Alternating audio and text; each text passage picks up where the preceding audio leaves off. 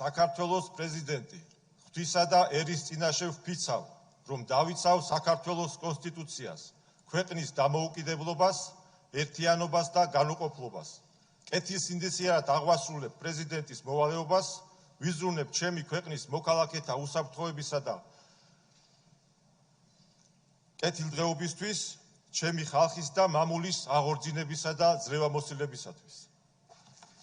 მოგესალმებით, პატრონ პრეზიდენტო.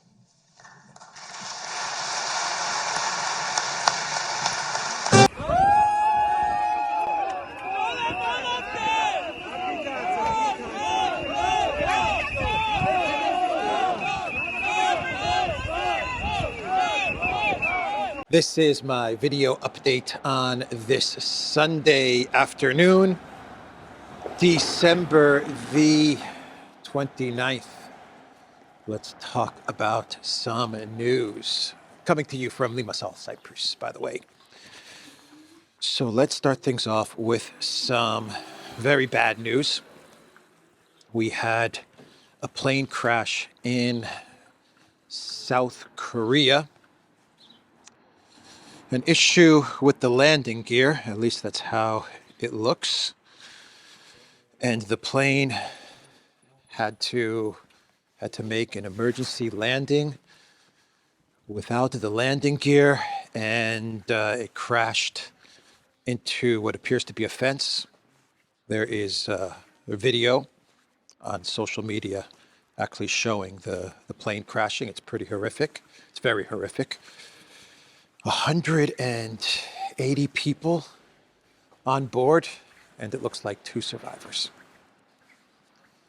So a very horrific, horrible tragedy in South Korea. An airline company called Jeju, and it was a Boeing that veered off the runway. We also had an Air Canada flight which had to make an emergency landing in Halifax. Once again, a landing gear issue.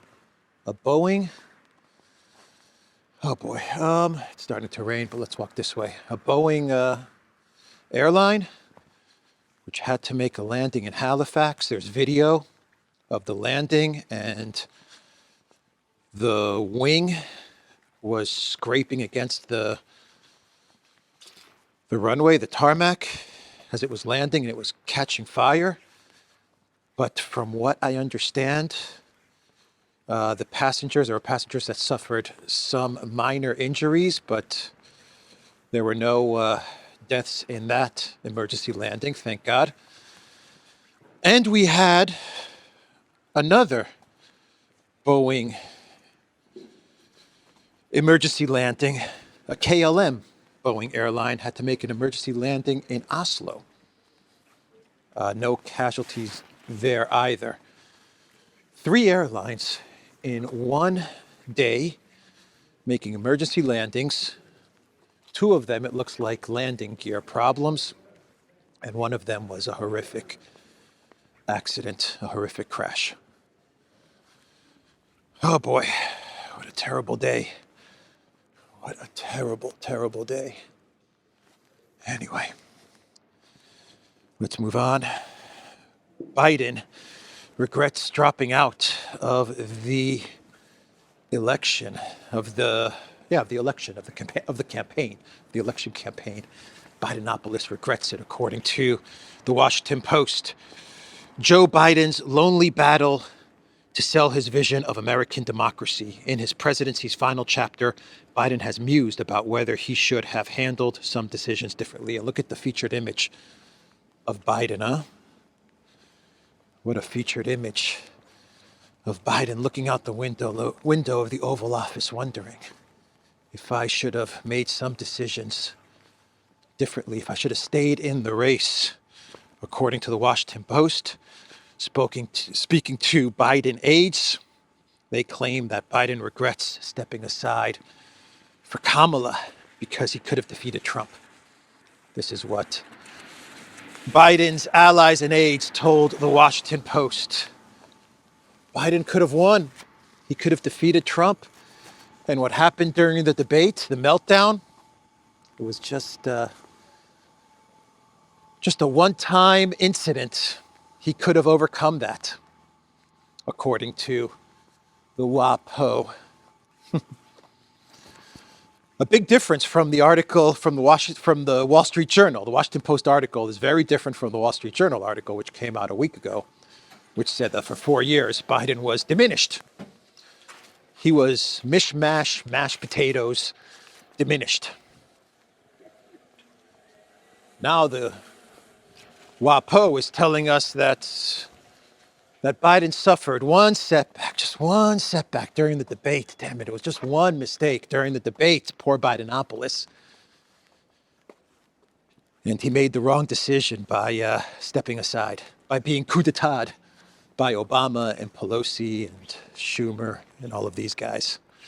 Clooney writing his article saying how it's time for Biden to step aside. Yeah, all these people, they sabotaged the professor. He could have defeated Trump. The Washington Post article also says that one of his biggest regrets was tapping Merrick Garland to run the U.S. Department of Justice. The paper reported the outgoing president had privately expressed Garland slow-walked, prosecuting Trump while simultaneously allowing his son Hunter to be pursued on gun and tax charges. That's his regret. That is one of his biggest regrets, was Merrick Garland. You didn't weaponize the Justice Department fast enough to put Trump and everyone that were deemed Biden's enemies. You didn't weaponize the Justice Department fast enough to put my enemies behind bars. Damn it, Merrick Garland. Damn it. And you should have dropped any and all charges of my son, against my son. Hey, buddy. You startled me for a second. Oh, man. The Baltic Chihuahuas. That wasn't a Chihuahua, but still. That's what it reminds me of. Now when I see these little dogs, I think of the Baltic Chihuahuas. But yeah, that's his biggest regret. Didn't weaponize the Justice Department fast enough and good enough.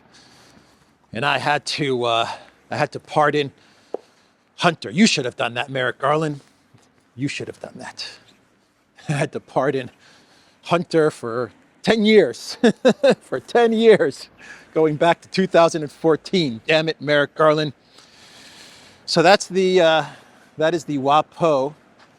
Here you go. That is the WAPO article. He could have won, folks. He could have won.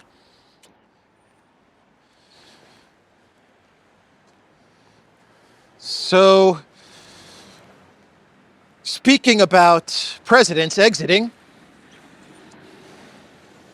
ding dong, the Zurabichvili is gone. Ding dong, the Zurabichvili is gone. Yes, Zurabichvili, the ex-president of Georgia, she has left the building. Elvis has left the building. Salome has left the building, everybody. There is no sidewalk here, like none. All right, we'll be okay, I hope. Yeah, so Zurabichvili, oh man, dangerous, huh? 1 second. 1 second so I can cross the street here. Zurabichvili yesterday was talking all kinds of smack. Yesterday, she was saying that she is not going anywhere as the new president of Georgia was going to be inaugurated. Yesterday, he was inaugurated. Zurabichvili said on video that she is staying in the office of the president. Physically in the office of the president. She's not going to leave the office that the new president would have to inhabit. He has to get into his office, being the new president. She said, I'm not going anywhere. That's what she said. I'm not going anywhere. Man. It's crazy stuff, huh? Coming from Salome Zurabichvili. So that's what she said yesterday. The inauguration happened in Georgia. Mikhail, I always mess up his name, ex-Man City football player. Seems like a pretty cool dude. I don't know, never met him, but he looks pretty based. Mikhail Kavelashvili inaugurated today, actually. Sunday, yeah, today. I was saying yesterday. I think today was inaugurated, just moments ago. And he is now the president of Georgia. It's a done deal. And Salome, she left the office of the president's office. She left. Physically left the office. She left the building. She went outside of the building onto the stairs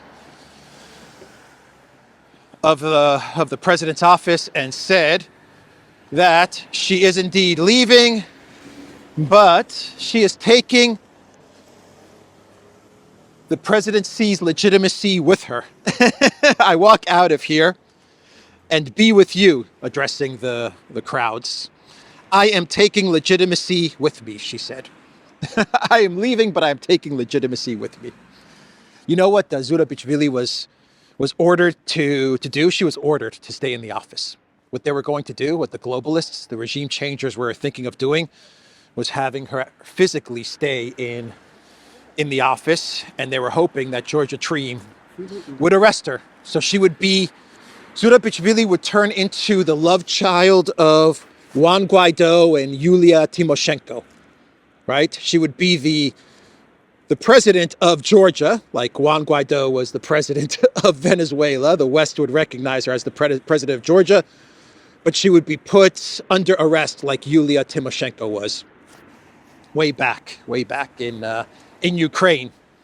And then the collective West, they would start sanctioning Georgia. They would be outraged that Salome is in prison, and how could you do this? And these are not European Western values, and she's a political prisoner, and that's how they would have spun this. That was what she was ordered to do, in my opinion. That was the desperate last panic game plan to try and get regime change. So Salome, this is what you're going to do. You're going to actually stay in the office. Don't go anywhere. Hopefully Georgia Dream will actually arrest you. They'll put you in prison, but don't worry. We're going to turn you into a political prisoner, the president under arrest by the evil Georgia Dream, and eventually we'll get you out and you're going to return to the office of the presidency, a hero, locked up in prison, but now with a hero of Georgia. That was their delusional game plan. At least that's my thoughts. That's my opinion. I'm dramatizing it a bit. I'm making it a bit dramatic, but that's what I think she was ordered to do. And then Salome said to herself, as the night went along before the inauguration and she was sitting in the president's office, she probably said, ugh, I don't know, go to prison. I don't know if I want that. That doesn't sound too good. And she said, screw it. I'm not going to sit in prison. I don't care. Get me a ticket back to France, and Klaus Schwab, I can debrief him. He can debrief me. Klaus Schwab can debrief me about everything that happened in Georgia. And then I'll take my position at the WEF or the OSCE or the IMF or wherever they're going to put her. That's what happened. Oh, boy. So this chapter ends, but remember, the globalists, they never give up. They never give up, and they will continue to try and get regime change in Georgia. Believe that. They will not give up. So that's what's going on in Georgia. In Germany, they're freaking out because of Musk's op-ed in Welt, the German publication Welt. So Musk wrote an op-ed in Welt, and Musk claims that because of his significant investments in Germany, that he has a right to weigh in on the German elections. And in this op-ed, Musk came out in full support of the AfD. Full support of the AfD. And this is freaking out the German political elite and the other German parties, the CDU, Pirate Schultz, BlackRock Merz. They are flipping out. Musk endorsed Alice Weidel. Alice Weidel. It's pretty much an endorsement from Musk in this op-ed. He said that AfD is the last spark of hope for Germany. The last spark of hope is what Musk said. This article freaked out the German political elite and kleptocrats. It freaked them out so much that the editor of the opinion section, of the op-ed opinion section, actually resigned. She freaking resigned because of this op-ed from Musk. Can you believe that? That is crazy. Musk said the traditional parties have failed in Germany.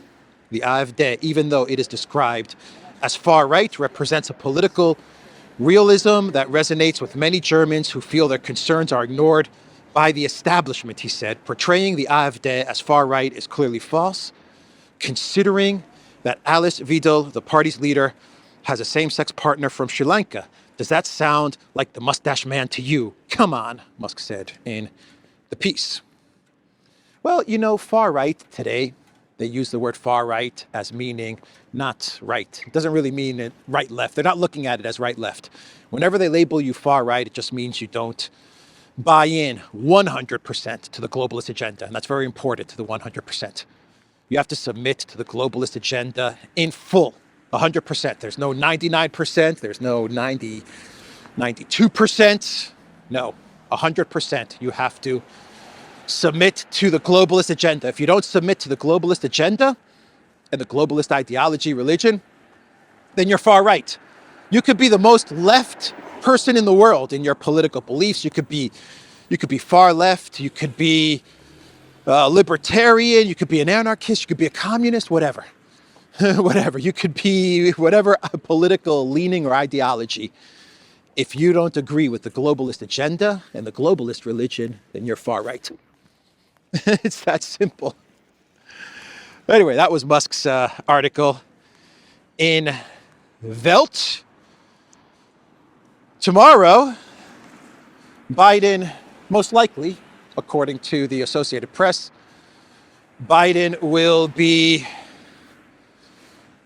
approving $1.25 billion in weapons and money to Project Ukraine. And we are getting reports that after the $1.25 billion, Biden is going to greenlight a further $500 million in weapons to Project Ukraine. Biden is trying to get as much money to Project Ukraine as possible for the military-industrial complex, to keep Ukraine afloat for a little bit longer, to make things difficult for Trump as he transitions into the White House. And of course, we can never forget 10% for the big guy, Marjorie Taylor Greene. She posted on X how much of this money will be laundered and find its way into Democrat campaign accounts. I'm so glad I have voted no to funding all of these senseless foreign wars. We need to stop funding foreign wars and foreign aid. That is what Marjorie Taylor Greene posted on X. She's right. She's right. But there's something more to the money that is being sent to Ukraine and the weapons surge that has been greenlit by the Biden White House. Yes, it is about the grift. It is about the washing machine. Yes, 10% for the big guy, all of that stuff. That's fine. We understand that. It's sickening, but we understand it. We've been talking about it on this channel for the last 3 years. But in this instance, the money and the weapons is being surged and greenlit to Alinsky because it is my opinion, this is my opinion, my speculation, that behind the scenes, Alinsky has agreed to lower the mobilization age to 18. That was the agreement. I've talked about this in past videos. Alinsky was complaining about weapons and money. He was resisting lowering the mobilization age for political reasons. The Biden White House was pressing on Ukraine to lower the mobilization age, and I think they reached an agreement. We'll get you the weapons and money, fine, but you gotta push the mobilization age to 18. And I believe that's what happened, and I would not be surprised if in the next couple of weeks there's an announcement that the mobilization age will become 18 years old in Ukraine, which will signal to me, it signals the complete, absolute destruction of Ukraine and of the men, the young men, the boys, the older men, the complete destruction of Ukraine. Anyway, that's what I think is going on there. And we have news that Greece, according to, I believe it was Kathimerini, the Greek neoconservative neoliberal publication, Kathimerini, they reported that Greece is going to send 24 Sparrow missiles, RIM-7 Sea Sparrow missiles, to the Alinsky regime. Greece to provide Ukraine with RIM-7 Sparrow anti-aircraft missiles. The Sea Sparrow is a U.S. shipborne, short-range anti-aircraft missile system designed mainly for defense against anti-ship missiles. Yeah, I think this missile, let me know in the comments down below, but I believe that this system is 30, 40 years old. I want to say it's from the late 80s or early 90s. So Greece has these Sparrow missiles in its inventory, and they are going to send it to the Alinsky regime. The Mitsotakis government, the Prime Minister of Greece, Mitsotakis government, they're all in when it comes to Project Ukraine. All in. Greece used to have very friendly relations with Russia. We consider ourselves as Greek, especially as Orthodox Greeks, we consider our culture to be very, very close to Russia and the Russians, and also historically.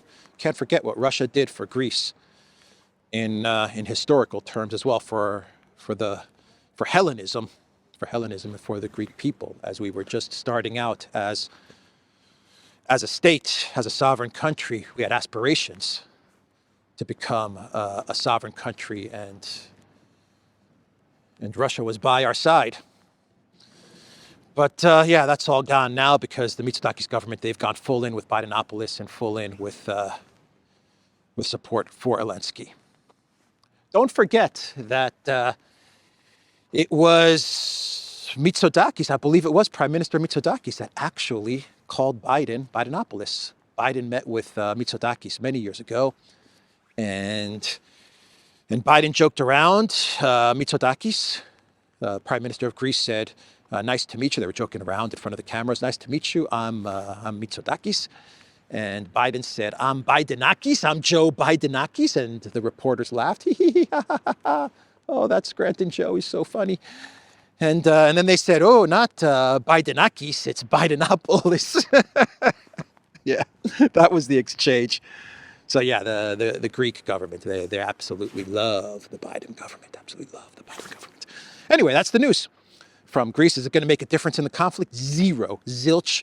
Nada. Nichevo. Nothing. It is going to make zero freaking difference. 24 Sparrow missiles. The United States, according to the New York Times, sent 500 ATACMS. 500 ATACMS. Excuse me. To the Alinsky regime. And what difference did the ATACMS make? Nothing. What a wonder dud. Not a wonder weapon, but a wonder bust. A wonder dud of a weapon, those ATACMS. Man, they made zero difference in the war. Zero. But the New York Times was trying to spin it as if they were effective. They were very effective, but they didn't change the trajectory of the war. Yeah, malaka. How can you say they're effective? They're effective, but they didn't work. It's effective, but it just didn't work. It wasn't a wonder weapon, but it was effective. Anyway, that's the news coming out of Greece. And in the Kiev Independent, they had an interesting article which caught my attention. There was a NATO official giving an interview to Sky News, and the NATO official said that Russia could inflict substantial casualties by unconventional attack against NATO. So this NATO official was speaking to Sky News and saying that NATO really needs to beef up its security because Russia is going to start hybrid attacks against NATO member states. This is what he claims. This is what this guy was telling Sky News, this NATO official. Hybrid attacks, you have cyber attacks, but you also have, I don't know, going after generals, Kirillov in Moscow.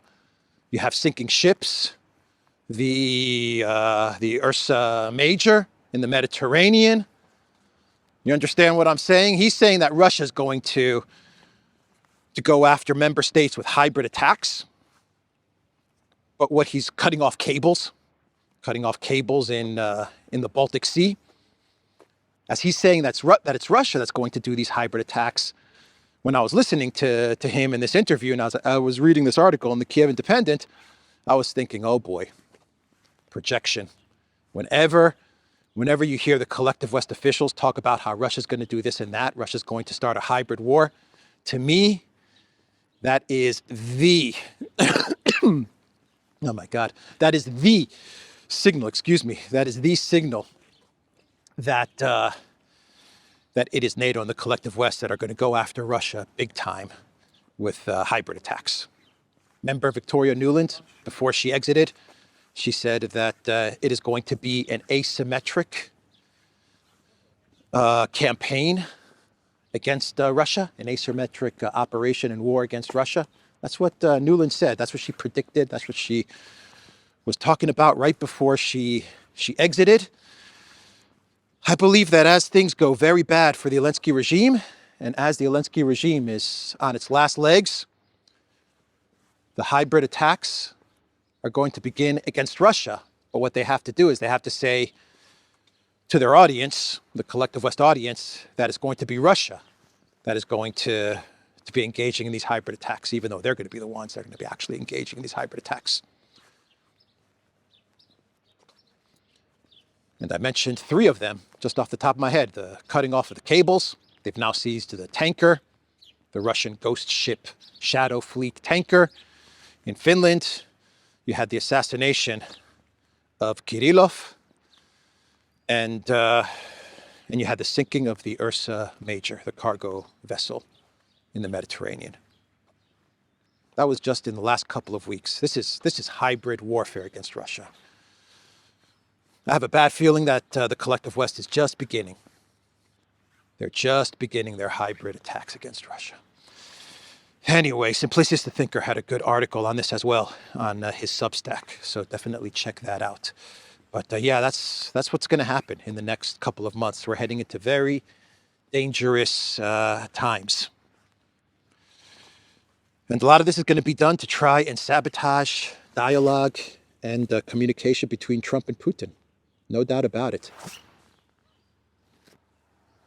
Let's cross over. I think I ended up, well, I'm in the marina section of Limassol, but some nice flats, huh? It's a nice area. Got the marina is that way, and down there is the beach as well. So let's do one more story and we'll get to some clown worlds. Lavrov made fun of Alinsky's attire. That's right. So he was giving an interview to a Russian media channel, and they started talking about chess and how the chess master, Magnus Carlsen, was at a tournament recently, and he was wearing jeans. And because he was wearing jeans, he got kicked out of the tournament, or he was told to change his outfit, his clothes, because it's against chess regulations. You have to wear a certain something, and they told him to change. And I guess Carlson said no, and he left the tournament, and he was disqualified. And so they started to talk about this with Lavrov. And Lavrov said, the fact that the world champion, Magnus Carlsen, was essentially booted out of a competition for appearing in jeans leaves me surprised, if not dumbfounded. The Russian foreign minister clarified that while not a chess player himself, he follows the game. Then you need to kick Alinsky out of everywhere over dress code. This would solve many problems, Lavrov added. This would solve many problems. Yeah, that's an interesting statement from Lavrov, man. Lavrov is the GOAT. When it comes to diplomacy, as far as diplomacy goes, foreign ministers, he's the GOAT. He has a point. He has a point, you know. I could see the green getup for a couple of weeks. Okay, I get it. I understand what you're trying to do, but man, Alinsky, it's been 3 years and you're still wearing the green. You are starting to break out a little bit of black as well, so you are changing it up a bit, but still, if you're going to big meetings with all of these important people, all of these world leaders, you may want to suit it up. And maybe they will take you a bit more seriously. Anyway, let's do some clown worlds and we'll wrap this video up. Let's see, the Telegraph says Russia is running out of long-range missiles. Here we go again. Russia is running out of long-range missiles. Oh, no, wait. Wait 1 second. I read that wrong. Ukraine is running out of long-range missiles. Say it ain't so. Say it ain't so. Ukraine is running out of weapons? Really? Telegraph. Really? Oh, so funny. Oh, man. How things have changed. The truth always finds a way. The truth always finds a way. It takes some time. It does take some time, but eventually the truth comes out. Ukraine is running out of missiles. Yeah. And one more clown world. Alinsky is saying that Fico is opening up a second front against Ukraine. I talked about the row, the argument, war of words between Fico and Alinsky in my video update yesterday. Well, Alinsky comes out and says that Fico is opening up a second front against Ukraine.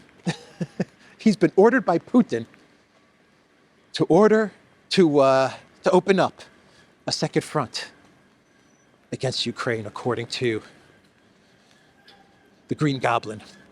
Anyway, that's the video, everybody. TheDuran.locals.com. We are on Rumble, Odyssey, BitChute, Telegram, Rockfin, and X. Go to the Duran shop, pick up some merch like what I'm wearing in this video update today.